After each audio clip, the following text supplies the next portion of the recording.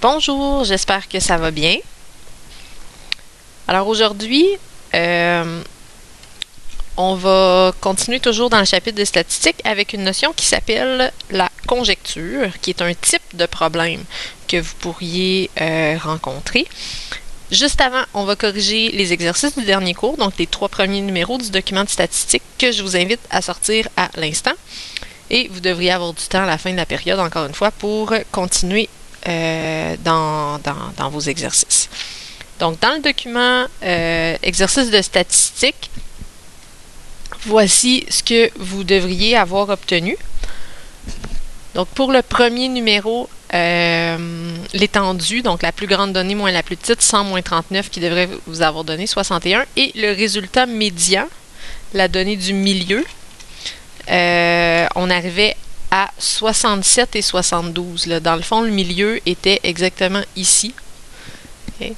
Et il fallait faire la moyenne des deux, 67 plus 72, le tout divisé par 2. C'est comme ça qu'on arrivait à 69,5. Pour le numéro 2, calculer l'écart moyen de chacune des distributions. Donc, vous devriez, pour commencer, avoir trouvé une moyenne de 129. Oups, c'est pas du bleu que je veux. Voilà, une moyenne de 129 qui vous amenait à un écart moyen de 11,09. Et pour le deuxième, la moyenne était de 68 et l'écart moyen de 16,6. Donc, je vous laisse valider le tout. Et après, on continue. Pour le numéro 3, donc c'était le type de problème sur lequel on a travaillé au dernier cours, trouver 2 données manquantes. Vous devriez avoir trouvé pour commencer que les 2 données ensemble manquantes donnaient 78. Et vos essais partaient de là, donc des coupes de données qui donnaient un total de 78. Et les 2 écarts moyens ensemble devaient donner 4. Donc c'est comme ça qu'on arrivait à une réponse de 37 et 41 pour les 2 données manquantes. Donc, si ça ne va pas pour ce numéro-là ou pour les autres, mentionnez-le, on arrête la vidéo, on demande des explications supplémentaires et après ça, on peut continuer.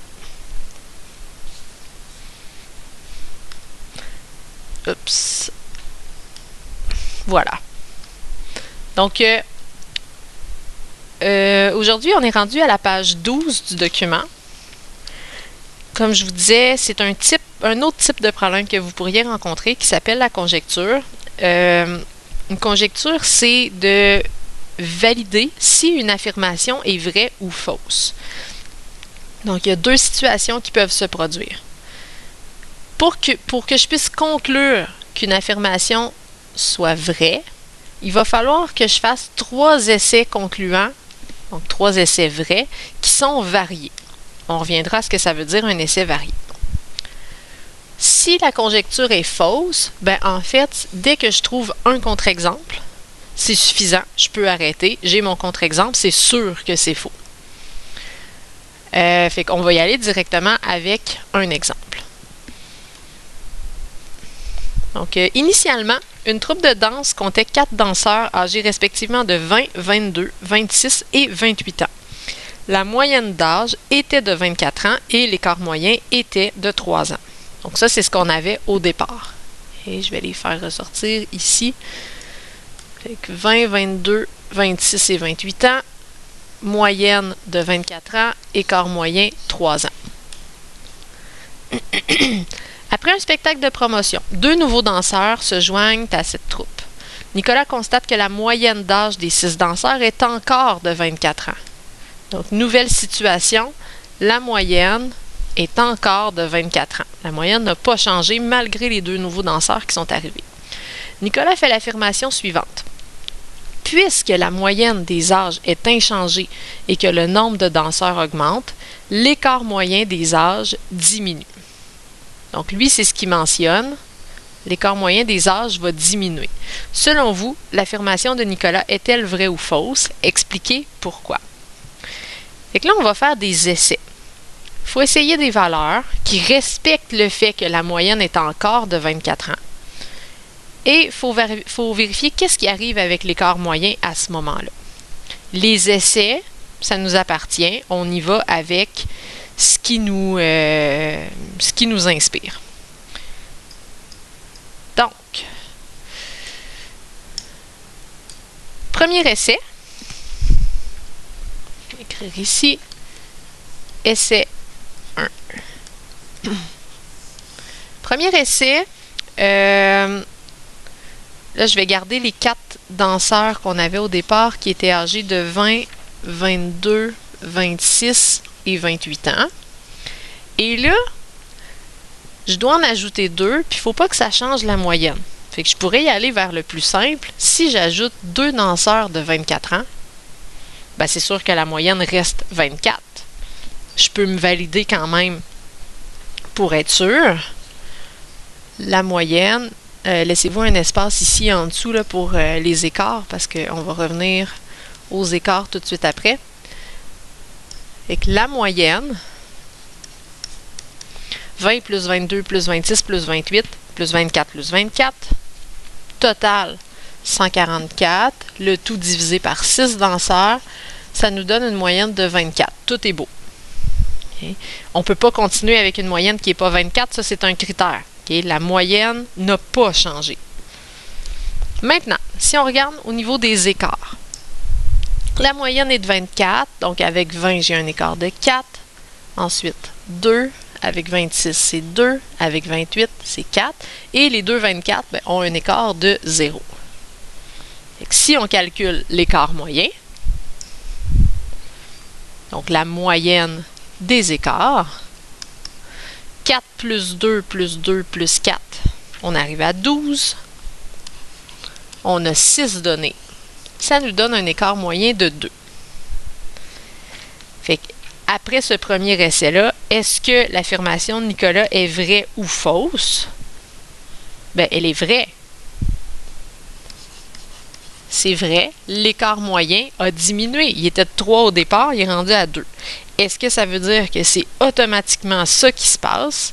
Pas nécessairement. C'est pour ça qu'il faut faire des essais variés. Donc, je vais avec un deuxième essai. Avec deux autres... oups, pas essai 1 encore, essai 2 plutôt. Avec 2 autres âges possibles. 22, 26, 28. Maintenant, bon, la moyenne doit être de 24, fait que je pourrais y aller avec un même écart de chaque côté de 24. Par exemple, un autre danseur de 20 ans et un de 28 ans. 20 et 28, le milieu c'est 24. La moyenne ne devrait pas changer, on va se valider quand même.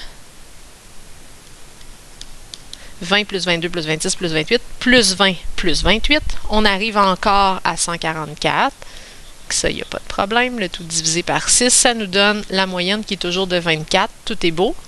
Si on vérifie les écarts, donc les écarts, ben, les 4 premiers, là, ça ne changera jamais. 4, 2, 2, 4. 20 avec 24, c'est 4. Et 28 avec 24, c'est 4. Fait que si je calcule mon nouvel écart moyen, 4 plus 2 plus 2 plus 4 plus 4 plus 4, on arrive à un total de 4, 8, 12, 16, 20. 20 divisé par 6. Et 20 divisé par 6, ça donne 3,3 périodiques. Est-ce que, après mon deuxième essai, l'affirmation de Nicolas est toujours vraie? Ben non. L'écart moyen était de 3. Il est rendu à 3,3. C'est faux. Dès que j'ai un contre-exemple, je peux arrêter. Si ça avait été vrai encore, il aurait fallu que je fasse un troisième essai avec 2 autres âges.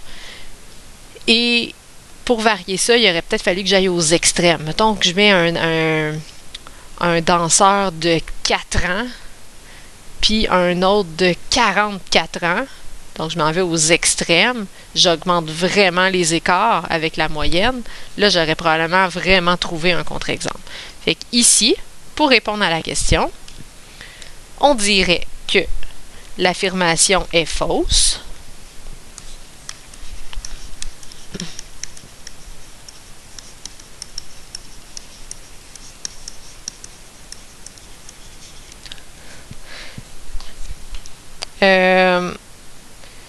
Expliquer pourquoi, ben on a trouvé un contre-exemple. C'est souvent ça la justification. L'affirmation est fausse. Il existe au moins un contre-exemple.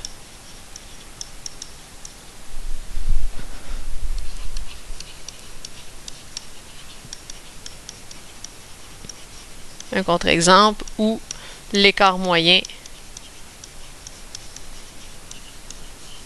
ne diminue pas.